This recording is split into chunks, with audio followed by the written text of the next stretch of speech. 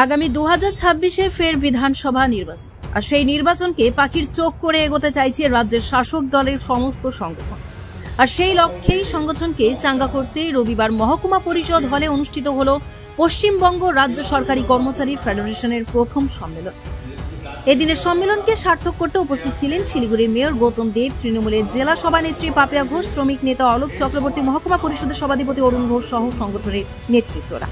এদিন প্রায় 100 প্রতিনিধি এই সম্মেলনে যোগদান করে। দিনের সম্মেলনের মধ্য দিয়ে 17 জনের একটি কমিটি গঠন হয়। নতুন সভাপতি নির্বাচিত হয় কৃষ্ণা কর, সম্পাদক নির্বাচিত হয় দ্বিজেন্দ্রনাথ দাস, কোষাধ্যক্ষ নির্বাচিত হন মুনমুন দেব। জেলা সভানেত্রী পাপিয়া ঘোষ জানান, সংগঠনকে মজবুত করার পাশাপাশি আসন্ন বিধানসভা ও লোকসভাকে পাখির চোখ করেই তারা এগোতে চাইছে। অনুষ্ঠানটা কি আর উদ্দেশ্য কি? সকলকে নববর্ষ অনেক শুভেচ্ছা এবং অভিনন্দন।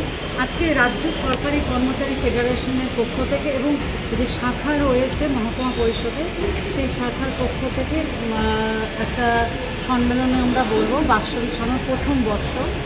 এবং আমি ধন্যবাদ জানাই আমাদের প্রত্যেক যারা এই প্রোগ্রামের আয়োজকরা, যাদের নিরলস পরিশ্রমে এত সুন্দর একটা কনফারেন্স আজকে এখানে হচ্ছে। এবং আমরা চাইবো আগামী দিন আমাদের সরকারকে তারা আরও বেশি সমৃদ্ধ করুক। তারা যেভাবে অগ্রণী ভূমিকা গ্রহণ করেছে, সরকারের প্রত্যেকটা পদক্ষেপকে তারা যেভাবে মানে পঞ্চায়েতের বুথ স্তর পর্যন্ত তারা নিয়ে গেছে, সেজন্য তাদেরকে সাধুবাদ জানাই। এবং আজকে এই আয়োজক যারা সদস্যরা রয়েছেন, আমরা চাইবো আগামী দিন তারা আরও সুন্দরভাবে নিষ্ঠার সাথে এই কাজটা করুক, যাতে সরকারের পরিষেবা বুথ পর্যন্ত